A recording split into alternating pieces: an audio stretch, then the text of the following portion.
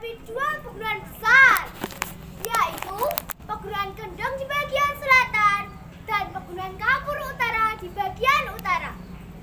Kabupaten terluas kedua di Jawa Tengah ini memiliki moto Kumbuling Cipto Hang Rasa Jati, yang artinya bersatunya kehendak dengan yang agung, menumbuhkan rasa sejati, hidup dalam kesucian. Adapun semboyan dari kabupaten ini yaitu Grobogan Bersemi, bersih, sehat, mantap dan indah. Assalamualaikum Dewan Juri dan hadirin semuanya. Waalaikumsalam warahmatullahi wabarakatuh. Sebelumnya, perkenalkan nama saya Anissa dari Kecamatan Karangrayung. Selamat pagi.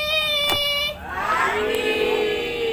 Kalau saya mengucapkan selamat pagi, semuanya jawab ini ya. Pagi, pagi, pagi, luar biasa. Selamat pagi. Pagi, luar biasa. Kenapa di muka tadi saya memberikan narasi tentang Kabupaten Grobogan supaya mengajak semuanya untuk masuk ke cerita yang saya bawakan. Nah, cerita hari ini sengaja saya ambil dari Wikipedia Kabupaten Grobogan dan hasil riset kunjungan ke Museum Lokal Kabupaten Grobogan. Nah, semuanya, apakah sudah tidak sabar untuk mendengarkan cerita dari Anissa? Tidak sabar. Kalau sudah tidak sabar, sudahkah? Ayo ikuti, duduk dengan rapi. Sudahkah dengar mengamati? Sudahkah gak ngomong sendiri? Kalau sudah, ayo dimulai. Cerita hari ini berjudul Asal Usul Nama Grobogan. Setidaknya ada dua versi sejarah yang saya temukan berkaitan dengan asal usul nama Grobogan. Meski demikian, kedua versi tersebut ternyata memiliki alur sejarah dan kesimpulan yang sama. Hanya saja tokoh-tokoh di dalamnya yang berbeda. Nah, teman-teman, saya akan menceritakan salah satu dari kedua versi tersebut, bahwa asal-usul nama Grobogan dapat ditelusuri dari peristiwa saat Sunan Kalijaga membawa benda-benda pusaka warisan dari Prabu Brawijaya VII, Raja Majapahit yang kekuasaannya diruntuhkan oleh Raden Bata Sultan Demak Bintoro. Benda-benda pusaka tersebut diangkut dalam beberapa wadah gerobak. Saat dalam perjalanan kembali ke Demak, rombongan Sunan Kalijaga dihadang oleh gerombolan perampok Bango Mampang, penguasa Kendeng bagian barat. Orangnya tinggi besar, kumisnya tebal, dan wajahnya menyeramkan.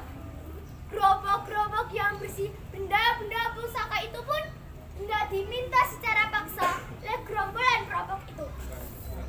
Baik di sana, berhenti! Berani-beraninya kamu semua melewati tempat kekuasaanku ini.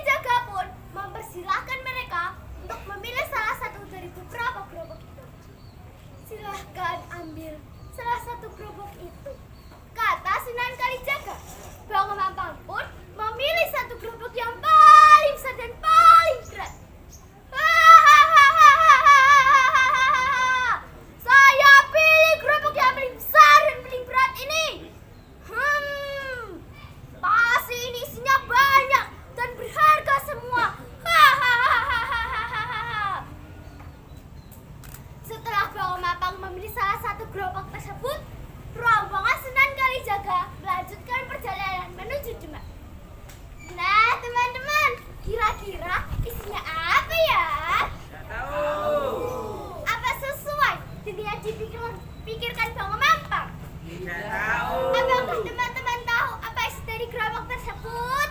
Tidak. Hayo, apa isinya? Tahu. Hayo, siapa yang tahu? Tahu. Sinta sing kertas. Siapa sing ngerti? Bang Mampang pun tidak sabar untuk membuka gerobak tersebut. Dan betapa terkejutnya ketika melihat isi dari gerobak tersebut. Walah, apa-apaan ini? Kosong belaka. Heh, kurang ajar kali jaga. Hei, tunggu kali jaga. Berhenti. Sunan kali jaga. Aku minta lagi gerobak yang paling berat. Minta Bang Mampang. Monggo silahkan Bang Mampang. Ambil yang paling berat. Setelah diberikan, kali ini Bang Mampang dan anak buahnya tidak mampu mengangkatnya.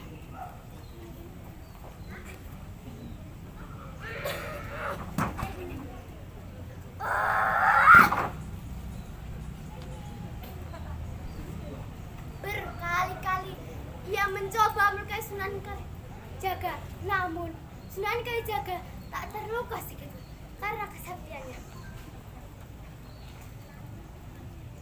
Kurang ajar kamu Kalijaga! Ya, ya, ya, ya, ya. Dan Bang Mampang pun semakin lemas dan tak berdaya lagi.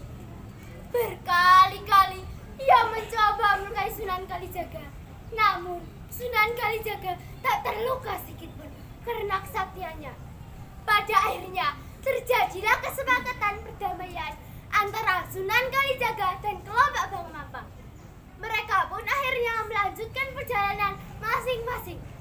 Tatkala rombongan Sunan Kalijaga telah sampai di tempat Bintoro, teringatlah oleh anak buah Sunan Kalijaga akan gerobak kosong yang tertinggal di daerah itu.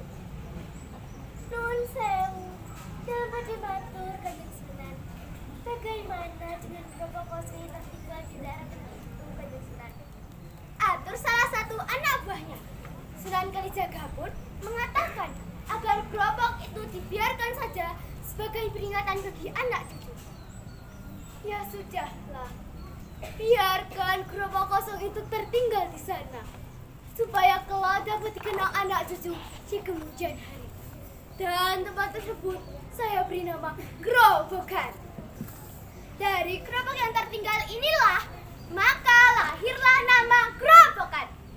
Pesannya dapat kita ambil dari cerita ini adalah sifat arif dan bijaksana akan mengalahkan kejahatan, dan sifat jahat dan tamak akan membawa kehancuran. Nah, kalau teman-teman ingin tahu tentang situs dan buku sejarah asal-usul nama Gerobokan, yuk datang saja ke Museum Lokal Kabupaten Gerobokan. Di sana banyak sekali situs-situs dan bukti sejarah asal-usul nama Gerobokan. Semakin kita sering mengunjungi Museum Lokal Kabupaten Gerobokan, kita akan semakin paham asal-usul nama Gerobokan. Setuju teman-teman? Luar biasa. Dan lewat dongeng ini, marilah kita mencintai Museum Lokal Kabupaten Gerobokan. Sekian cerita dari Anissa hari ini. Wassalamualaikum warahmatullahi wabarakatuh. Waalaikumsalam warahmatullahi wabarakatuh. Aplaus untuk peserta dengan nomor undi 2. Ya, terima kasih.